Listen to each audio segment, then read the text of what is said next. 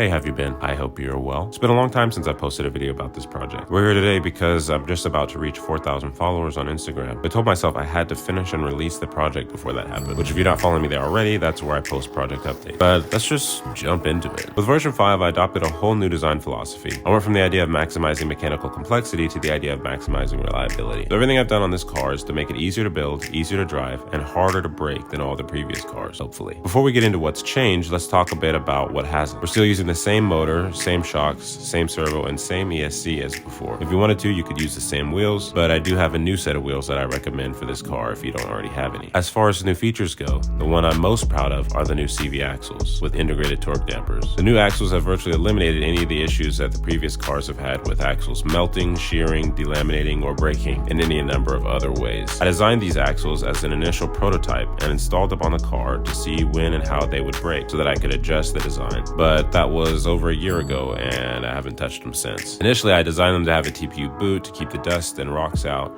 but I later took some of the boots off and they get dirty, but they still haven't broken. Moving on to the front of the car, I added a TPU bumper so that it can take minor front collisions. I also made all the suspension mounts out of TPU so that the low intensity impacts to the wheels will flex the suspension instead of breaking it like before. When designing the car, I did make it so you can fit just about any battery in using an adapter. I've designed an adapter for the recommended battery, but without the adapter, a pretty large 5200 milliamp hour battery can fit inside. Though I don't recommend a battery that large because it's needlessly heavy and will hurt performance. If there's any direction I took with the car that went against the grain, it would definitely be the fact that I transitioned back to a rear-wheel drive setup. When I posted updates to Instagram about the car, a few keen-eyed noticed that the car was rear-wheel drive. But there's a few reasons for that. First, rear-wheel drive is just as fun as four-wheel drive, just in a different way. The main disadvantage I've run into so far is that you can't drive in really tall grass with rear-wheel drive without getting stuck. But other than that, a rear-wheel drive car is cheaper to build, requires less parts and complexity, and is less likely to break, also weighs a lot less. Because of going to rear-wheel drive, I was able to mount the motor transversely, which in theory should make the drivetrain more efficient and also further reduce the number of drivetrain parts. We've gone from 6 actual gears and 2 drive shafts to 0 drive shafts and just 2 gears in total. The gears are also much fatter, so there shouldn't be any issue with stripping them out, I hope. If you're looking to build a Tarmo5, I hope you will take the time to share it on the subreddit so everyone else can see your work. I mentioned this in the last video, but since then, things have blown up even more. So many people have built and modified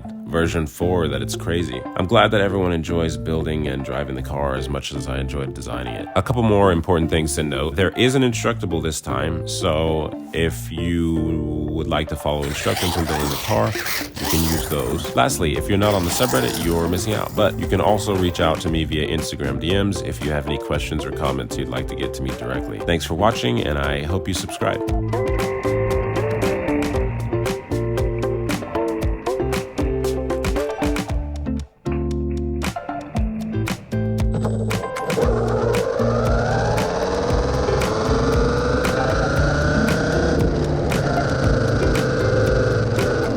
When a bunch of people build their own 3D printed things, even if working from the same part files and following the same instructions, the results can vary vastly. So if you have any troubles, post about it to the subreddit and either I or someone else there should be able to help you get through whatever issues you're running into.